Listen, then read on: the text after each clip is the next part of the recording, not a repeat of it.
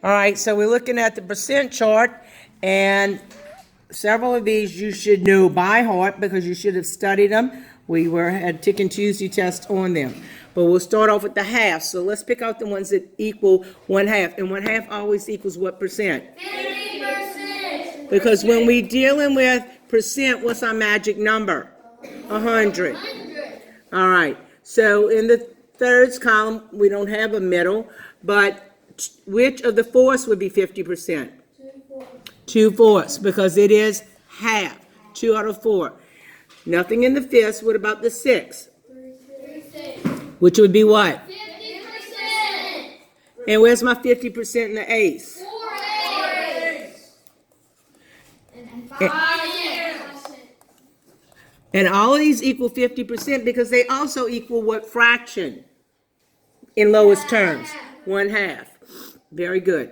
All right, so that would be the easiest place to start. The other way to do this is to look across the top row. You should know that 1/3 is 33 and 1/3. with a percent sign.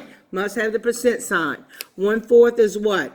25%. If I have 1/4 of a dollar, how many cents do I have? 25.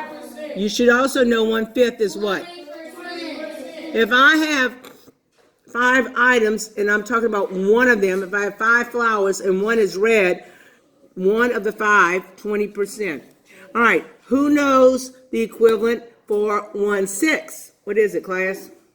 16 2/3%. And you know, if you don't know, you take your fraction, free ride, Inside. and you divide, and you would get your decimal at 16 2/3, and move your decimal and put your percent sign.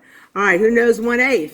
12 So all I'm asking you, really, you know these others. Make sure you memorize these too. Now with our tens, again, what's the magic number with percent? What's the magic number? 100. You know this 1/10, like I told you, you could add a 0, add a 0. 10 over 100 would be 10%. So therefore this would be 20%, 30%, 40%, 60%, 70%, 80%, 90%, 100, which is already, or, and it means we're talking about the whole thing. Very good. All right, so going back, let's look at a few more things. Another one that you should know automatically because we use it often. If you have 3/4, you have 75 cents. If you have 3/4, what percent do you have? 75%. So we can fill in that gap. Now, is there another fraction on here that represents 75%? 6/8, because we can reduce by 2 and reduce by 2 and get 3/4, so that's 75%. I see another one. 75%, not 45%. Oh, no, well, it's meant to be. Never mind. Okay. All right. All right, that's it. Sorry. Okay, that's it. All right, so we have the first column done. Now, the second column, 2/3, again, you should really memorize it, but if not, we add 33 1/3 to 33 1/3, and we get, I just heard it, 60%. So we have the first 3 columns done.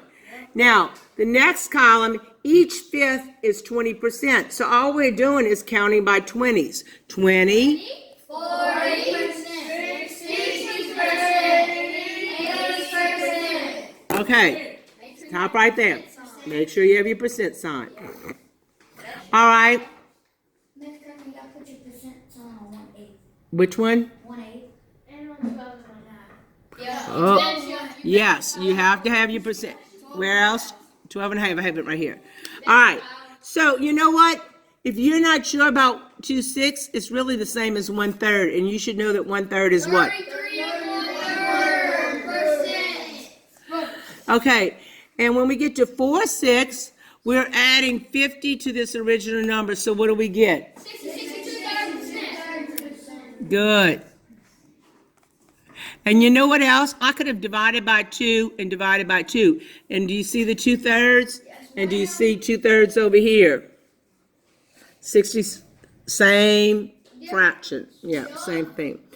All right. 5, 6 would be what? 83 and 1/3%. Because all we're doing is adding 16 and 2/3 to this 66 and 2/3. And then we're at 100%. All right, look at 2, Ace. That can be reduced to 1/4. F equals 25%. 25%, bingo. And we're adding 12 and a half each time, so the next one would be what? 37.5. And if I have 50 and I add 12 and a half, I'm going to get 62 and 1/2%. And finally, this is a 7 in case you can't tell. All right, and we studied that one. Oh, yes, we did. And so it would be what? 87.5%. All right, so make sure you have all the right answers there. If you don't, copy them down right now.